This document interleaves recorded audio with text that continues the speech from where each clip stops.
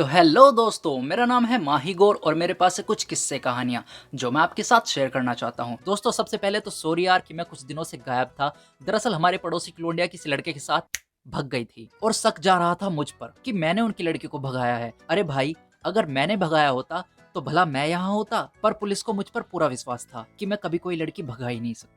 उनका ये मानना था कि मुझे कभी कोई लड़की भाव ही नहीं देगी, भगाना तो बहुत दूर की बात है। उनकी ये बात सुनकर मुझे खुशी भी हो रही थी और दुख भी। समझ नहीं आ रहा था कि इसे कैसे बयां करूं। पर खैर, उसके बाद मैं बाइज्जत बरी हो गया और पुलिस ने एक ओयो होटल से लड़की और उसके मजनू दोनों को धर लिया। खैर, हम बकचोदी छोड़कर कहानी पर वापस आते हैं। तो दोस्तों, आज की कहानी हमारी ट्यूशन क्लास से है। क्लास में जो सर थे उनका नाम था संत, पर उनकी हरकतें संतों वाली नहीं थी। वो क्लास में आने वाली हर लड़की को मन ही मन चाहते थे। खैर, ये तो रही बकचोदी। अब हम मुद्दे पर आते हैं। संत सर हमें फिजिक्स पढ़ाते थे और इसी कारण उन्हें ज्योतिष विद्या का भी ज्ञान था। वो रात में तारे देखने का काम भी करते थे। उनकी नजर इतनी पैनी थी कि अगर वो किसी तारे को नजर टिका के 2 मिनट तक देख ले तो वो तारा ही टूट जाता था। इसीलिए नासा वालों ने कई बार प्लान बनाकर उन्हें मरवाने की कोशिश भी की, पर वो इतने ढेटे थे कि हर बार बच जाते थे। तो जब वो एक बार क्लास में फिजिक्स पढ़ा रहे थे तो उन्होंने कोमल की तरफ देखकर कहा, कोमल, आज मैं तुम्हारा हाथ देखकर तुम्हारा भविष्य बताऊंगा। सर की ये बात सुनकर कोमल के चमोने काटने लगे और वो मन ही मन फुदकने लगी। कोमल खिलखिलाकर और हंसकर बोली,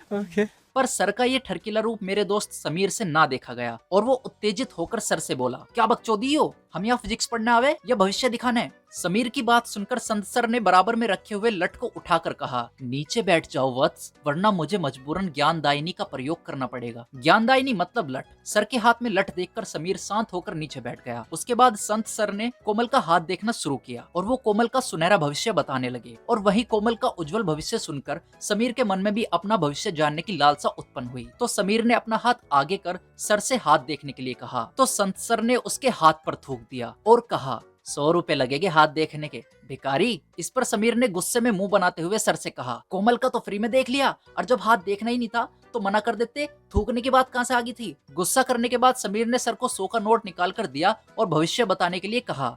तो संत सर ने समीर का हाथ देखना शुरू कर दिया और उसका हाथ देखकर उन्होंने कहा, वाह बेटे मजनू, तेरी किस्मत में तो बड़ी सारी लैलाएं हैं, बहुत सारी सेटिंग रहने वाली है तेरी भविष्य में। अब भाई, संत सर की बात सुनकर मेरा भी मन हुआ कि मैं भी ये पता लगाऊं कि मेरी जिंदगी में कितनी सारी लैलाएं हैं। तो मैंने भी 100 रुपए का नोट निकाल कर सर को दिया और सर से भविष्य बताने के लिए कहा। तो सर ने जैसे ही मेरा हाथ देखना शुरू किया, सर की गांड फट गई और उन्होंने सीरियस लुक देकर मेरी तरफ देखा और फिर मेरे हाथ में देखकर बोले, अबे इतने पैसे कहां से आए तेरे पास? बेटे, तू तो अरबपति बनने वाला है बहुत जल्दी। सर की बातें सुनने में ढकोसलेबाजी लग रही थी। तो मैंने अपना हाथ पीछे खींच लिया और सर से कहा, कसम से बहुत बड़ी चिरांद हो सर तुम, इन बालकों को चूतिया बना रहे 100 रुपए ऐंठने के चक्कर में। और यहाँ पैसे देखने को तो मिल नहीं रहे, तुम अरबपति बता रहे। अरियो, जिसके ऑनलाइन आती सारी लड़कियां ऑफलाइन हो जा, इसे मजनू बता रहे। क्या बकचोदी हो? तो मेरी बात सुनकर समीर नाक चढ़ाकर बोला, ओ क्या है, मेरी किस्मत को क्यों कोस रहा तू? सर तुम मुझे बताओ मेरे भविष्य में कितने पैसे? तो सर ने समीर का हाथ देखकर कहा, ऊपर से नीचे तक कर्जे में डूबा पड़ा, तेरे पे ना एक भी पैसा, ऊपर से नीचे तक कर्जा ही कर्जा दिख रहा है इसमें तो। तब मैंने सर की तरफ देखकर कहा, सर मैं नहीं मानता आपको कोई भविष्य देखना आवे। जब सर ने मेरी ये बात सुनी तो उनका मुंह गांड जैसा बन गया और उन्होंने खड़े होकर कहा, तुम्हें मेरी बात पर तब यकीन होगा जब मेरी कही हर बात सच होगी और तब मैं तुमसे आकर मिलूंगा, क्योंकि मैं खुद 100 साल तक जीने वाला हूँ। सर का वो भड़वा रूप देखकर पूरी क्लास भौचक्की रह गई थी। उसके बाद दिन बीत गए, पढ़ाई खत्म हो गई।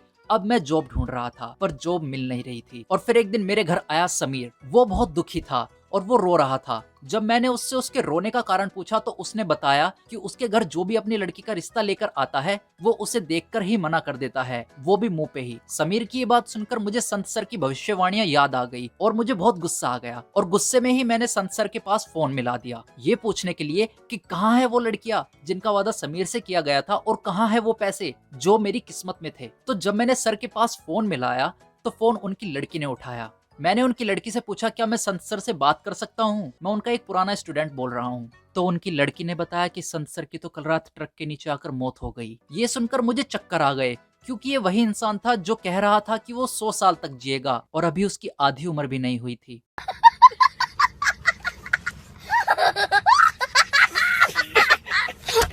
तो दोस्तों, ये थी आज की कहानी जो हमें सिखाती है कि भविष्य हमारे बनाने से बनता है और भविष्य बताने वाले जेल जाते हैं। तो यार मेहनत करो, आगे बढ़ो। बाकी अगर कहानी पसंद आई हो तो वीडियो को लाइक जरूर कर देना और चैनल को सब्सक्राइब कर दो यार। बाकी मिलते हैं अगली कहानी में, तब तक के लिए टाटा।